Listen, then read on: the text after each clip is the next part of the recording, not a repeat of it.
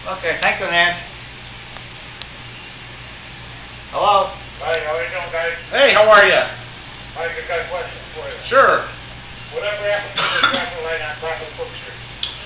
What happened was the pole was going to collapse. It was routed out. And we ordered the new pole. Now, you would think getting a pole would be easy. It is not as easy as you think. It was on back order. My understanding it's supposed to be arriving in Waterbury in 3 weeks. And they're going to put the whole new new polling and single system up there. So what happened was the pole was almost ready to collapse. And for safety reasons, we took it down because somebody noticed, I think it was ready to almost fall into the road. Oh, okay. And so now they've ordered a whole new modern system up there. And I think in 3 weeks they're going to install the whole new four-way stops with all the signalization. All the bunch of whistles, huh? Yeah, but that's what happened to it. The pole was, I don't know if it fell or was it about to fall, but that's why it had to come down. Oh, okay. Okay? Also, can we do anything about the speeders on Pine Street? Well, on occasion we do send the motorcycles with their, they have those radar, or it's better than radar now, laser detectors. And if there's a problem on Pine, I will direct the chief to direct them over there. We use the motorcycles now because they can hide into the corners, and then they use the laser tag, and it tells them exactly how many somebody's speeding, and we can go after them. Also, one more question. Sure. Are you going to do your program back on 96? You know, I haven't done it for about a year. I'm due to go back on. I've just got to get my schedule straightened out for Wednesday night, but I do plan to go back on. All right, we appreciate it. Have a good night. You too now. Have a good one. Bye-bye. Thanks. If not, you just come back on my show, that's all, Mike. Yeah, and Mr. Speedo has invited me on his show. Yeah, Mr. Speedo was here in the audience. Yeah. And he invited him on, so, yeah, you don't need a show. You got okay, we're going to take a call. So we're going to yell that in the booth. But all I wanted to say was Joe brings an entourage. He's got Colleen. Yeah. He's got Mrs. Speedo, Mr. Speedo. I guess you got another call. Okay, yeah.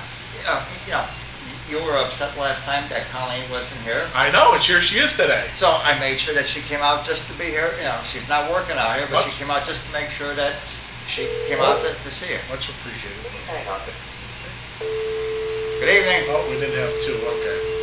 All right. Well, both lines are open. The number is 203-753-7593. Feel free to call in. He can read. I can read. I can still see. Obviously, we also, as you know, Joe, we just ended the budget for last fiscal year on June 30th. Okay, we ended up with a surplus? We actually ended up, we were showing a very minor deficit of $1.5 million. But that is going to be eradicated. You're allowed to, there's a 60-day entry, which comes at the end of August. And with there's a number of departments that are actually returning us money. Even the education department returned us almost $700,000. They never return money. They did. And so, I even always said that to the fire department. You spend it. Because if you put in for X amount of million, and if you don't spend all that, next year you won't get it. Can I tell you about Chief Martin?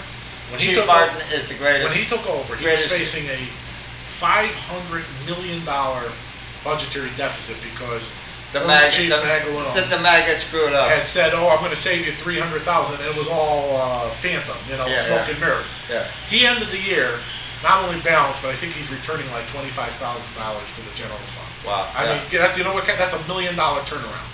Right. And so between all of the departments, Ophelia, our budget director, is indicating to me that we should probably have anywhere between $500,000 to $1 million surplus when we close the books in August. Okay. Did you see the special that I had on Channel 96 with Assistant Chief Mike Couture? I didn't see that one. I did see you had a gentleman who's a fire inspector or fire investigator from Detroit. Was it from Detroit? There was another... Okay, I had Mike Couture. Mike Couture, that was the same show. Yeah, okay, and Bobby Houghton. Yeah, did he write a book or something? Well, he's the editor-in-chief of Fire Engineering. Okay. Oh. And he was on, and we did an hour and 15-minute show. I saw that. You showed that on a loop. On the loop on 96. Right, okay, you saw that. That Mike Couture, though, isn't he something? Mike, okay, right now, Dave Martin, Felix Sambuco, and Mike Couture You know. You know, he's got really a good department. Wow. I mean, Wow. they're all the great. I mean, I don't want to talk about the men are. No, we had a couple bunch of, and I can't say the word on here because I'll get thrown off the air. And Steve's here. We better take a call. Steve's here to say it. But, you know, we got rid of them, and we got the three best guys we could ever have right now. You go ahead. Okay. Good evening. Good evening. Yes, I would like to know 3 questions. Sure. Yes, my first question is that when a new contract comes up for PAL, are you going to renew their lease? Well, you know, I don't know if you read yesterday's paper. I have decided to go ahead. I was at we had leased the building for 3 years to use as our enlightenment program. The lease expired. We actually the building that we had enlightenment and special ed was done in 2 phases at the cost of about $18 million. So that's done. But Paul Godone, the chief operating officer, asked that I extend it for 1 more year, which I have agreed to, starting obviously July 1st, going to June 30th. And at the end of that period, this will allow him enough time to go in and redo a lot of Barnard. There's some serious upgrades we had to do there before we moved the kids in. Okay, then what about the contract with the maintenance department in Waterbury? You vetoed it. Yes, I'm opposed to that. You know why? Because it's going to cost too much money for the city of Waterbury. Yeah, I think there has to be a much more economical way For 2 guys, that's for ridiculous. us to do it. Now, I think the board, quite frankly, is going to override me. We're overriding, but I think you should have 1 guy do the job Yeah. and go around to all the school systems and then have the purchasing agent purchase whatever needs like a roof, whatever. Right. And you can pay it half the money because the way the job market is right now, you put That's Joe's phone going off. Go ahead, I'm listening. it in for $100,000 with benefits.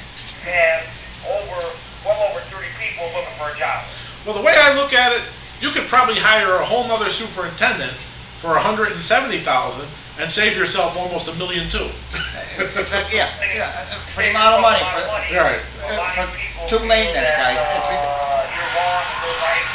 Yeah, I just feel very uncomfortable, and if I don't feel comfortable with something, I have to do what I have to do, and I did what I did. I spoke against it. I asked the board not to pass it, and My main question is, yes. a lot of people are wondering if you turn Republican yourself, or they ask you to join their party. Well, we had conversations. You know, I don't think it was any secret. I was on the outs with my own party at the time, the Democratic Party. I probably was not going to be the endorsed candidate for mayor this year, endorsed by the Democrats. So the Republicans, they know. You know, everybody knows Waterbury's a small town. The word on the street. Like dirty politics and whatnot. Well, I don't want to say that, but the word on the street was. You know, I was not going to be their nominee. I was approached by the leadership of the Republican Party. They asked if I would carry their banner in the upcoming election. I agreed to it, and I switched my... Now, if you don't win for some reason, yes. would you help out any other party, or would you just quit politics, say bye-bye, and that's all? Well, no, I mean, obviously, if I'm not successful in November, I will prepare the city for transition, and I think I have it well prepared for whoever. I hope I'm still the mayor, but if I'm not, whoever takes over, I think is going to find a very, very stable, excellent business records, computer systems. So I will prepare the city for transition. And would you stay Republican, or would you... No, I will stay. I've made the decision now to stay as a Republican. I obviously, I don't leave office till December 1st if that's the will of the voters of Waterbury. Then when the new election comes out for governor, back up a Republican, or would you back up a Democrat now? Well, thanks to the candidate. Yeah, you know what? As I was just talking to Joe, I have never been a person who abides by labels. I look at the individual. I look at where they stand on the issues, and that's how I cast my vote. I'm not a blind loyalist. Nobody, and that's why I've had difficulty with my own party, because, quite frankly, there's been some that I just can't support. You're a fiscal conservative. Yeah. So that was the biggest problem Right. with you being a Democrat. And that some of the Democrats, and support all of them, they don't even speak. Half of them don't even speak. All they do is they get up there and they vote party line, and they don't say... 9-6, what 9-6. You don't want them speaking, believe me. You don't want some of them speaking. No, you don't want some of them speaking. It might get scary for you.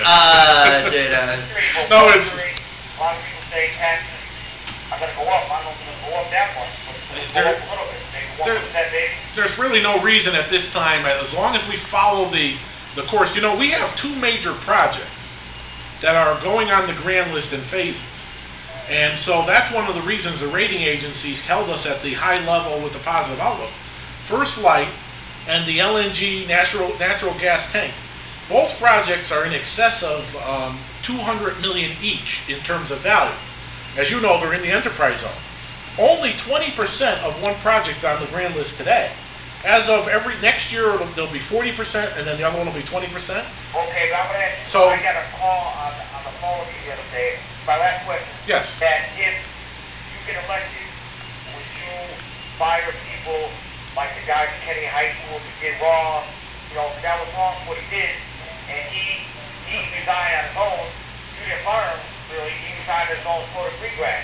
So, oh no, he was that gentleman at Kennedy. Nobody heard about it in the paper. No, he was terminated. He fought his termination, and we won. But does he still get his pension and everything? No.